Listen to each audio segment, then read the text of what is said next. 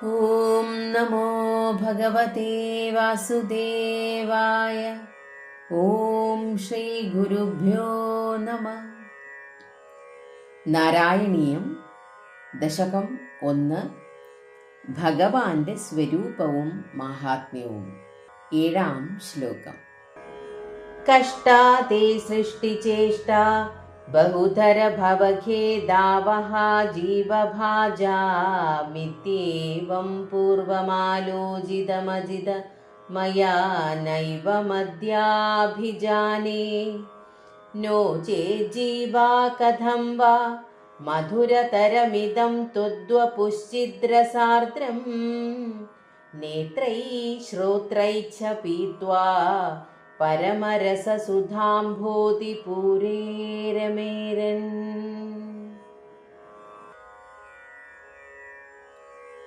അല്ലയോ ഭഗവാനെ, അവിടുത്തെ സൃഷ്ടിവ്യാപാരങ്ങൾ ഏറെ കഷ്ടതരവും ജീവാത്മാക്കൾക്ക് വിവിധങ്ങളായ സംസാര ദുഃഖത്തെ വരുത്തുന്നതുമാണെന്ന് അടിയൻ മുൻപ് കരുതിയിരുന്നു. ഇപ്പോൾ അടിയൻ അങ്ങനെ കരുതുന്നില്ല. അവിടുന്ന് സൃഷ്ടിവ്യാപാരം നടത്തിയിരുന്നില്ലെങ്കിൽ പിന്നെ എങ്ങനെയാണ് ജീവാത്മാക്കൾക്ക് മോക്ഷാനന്ദകരവും രമണീയവുമായ അവിടുത്തെ ശരീരത്തെ കണ്ണുകൊണ്ടും കാതുകൊണ്ടും ആവോളം നുകർന്ന് പരമാനന്ദ സമുദ്രത്തിൽ കളിയാടാനാകുന്നത്? 8-ാം ശ്ലോകം. നമ്രാണാം സന്നിധത്സേ സതതമപി പുരസ്തൈരനഭ്യർത്ഥിതാനഭ്യർത്ഥാൻ കാമാനജസ്രം വിതരസി പരമാനന്ദ സാന്ദ്രാം ഗതിം ച. ഇദ്ധം നിശേഷലഭ്യോ നിരവധികഫല പാരിജാതോ ഹരേ ത്വം. ക്ഷുദ്രം തം ശക്രവാടീ ദ്രുമമഭിലഷതി വ്യർത്ഥമർധിവ്രജോയം. നമിക്കുന്നവരുടെ മുന്നിൽ അവിടുന്ന് എപ്പോഴും പ്രത്യക്ഷനാകുന്നു. ആവശ്യപ്പെട്ടില്ലെങ്കിൽ പോലും അവർക്ക് കാമാർത്ഥങ്ങളും പരമമായ മോക്ഷവും നൽകുന്നു. വിഷ്ണുവായ ഭഗവാനെ, അവിടുന്ന് ഇപ്രകാരം എല്ലാവർക്കും ലഭ്യമാകുന്നതും അളവില്ലാത്ത ഫലങ്ങളെ പ്രദാനം ചെയ്യുകയും ചെയ്യുന്ന പാരിജാത വൃക്ഷമാകുന്നു.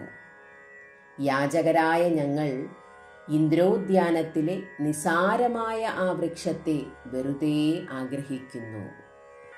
9-ാം ശ്ലോകം. കാരുണ്യാത് കാമമന്യം ദദതി ഖലു പരേ സ്വാത്മദസ്ത്വം വിശേഷാത്. ഐശ്വര്യാദീശതേന്യേ ജഗതി പരജനേ സ്വാത്മനോപീശ്വരസ്ത്വം. ത്വയ്യുച്ചൈരാരമന്തി പ്രതിപദമധുരേ ചേതനാസ്ഫീതഭാഗ്യാ. ത്വം ചാത്മാ രാമായേ വേദ്യതുലഗുണഗണാധാര ശൗരേ നമസ്തേ.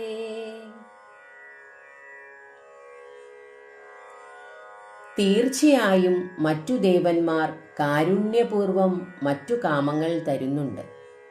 എന്നാൽ അങ്ങാകട്ടെ വിശേഷിച്ച് തന്നെ തന്നെയും നൽകുന്നു. മറ്റു ദേവന്മാർ ഐശ്വര്യകാരണത്താൽ ലോകത്തിൽ മറ്റുള്ളവരുടെ കാര്യത്തിൽ ഈശ്വരന്മാരാണ്. എന്നാൽ അങ്ങാകട്ടെ തനിക്കു തന്നെയും ഈശ്വരനായി ഭവിക്കുന്നു. മഹാഭാഗ്യവാന്മാരായ ജീവാത്മാക്കൾ സർവാംഗം മാധുര്യമുള്ള അങ്ങയിൽ രമിക്കുന്നു. അവിടുന്ന് ആത്മാരാമനാണ്. ഇപ്രകാരം അതുല്യ ഗുണങ്ങൾക്ക് ഉടയവനായ ഭഗവാനെ, അവിടത്തേക്ക് നമസ്കാരം.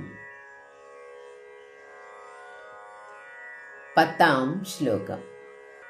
ഐശ്വര്യം ശങ്കരാദീശ്വര വിനിയമനം വിശ്വതേജോഹരാണാം. തേജസ്സംഹാരി വീര്യം വിമലമപി യശോ നിസ്പൃഹൈശോപഗീതം. അംഗാസംഗാ സദാ ശ്രീരഖില വിദസി ന ക്വാപി തേ സംഗവാർത്താ. തദ്വാതാകാരവാസിൻ മുരഹര ഭഗവത് ശബ്ദമുഖ്യാശ്രയോസി.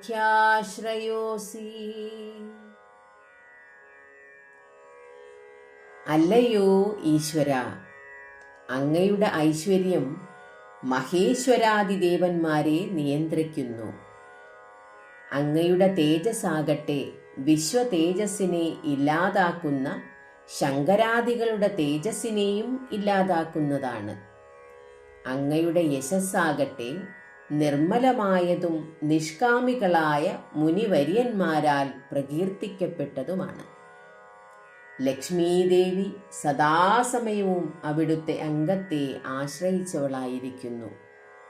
സർവജ്ഞനായ അങ്ങേക്ക് ഒന്നിനോടും സംഘമുള്ളതായി കേട്ടുകേൾവി പോലുമില്ല. അല്ലയോ ഗുരുവായൂരപ്പ, മുരഹര, ഭഗവാൻ എന്ന മുഖ്യമായ ശബ്ദത്തിൻ്റെ പ്രധാനപ്പെട്ട അർത്ഥമായി വരുന്നത് അങ്ങു തന്നെയാകുന്നു.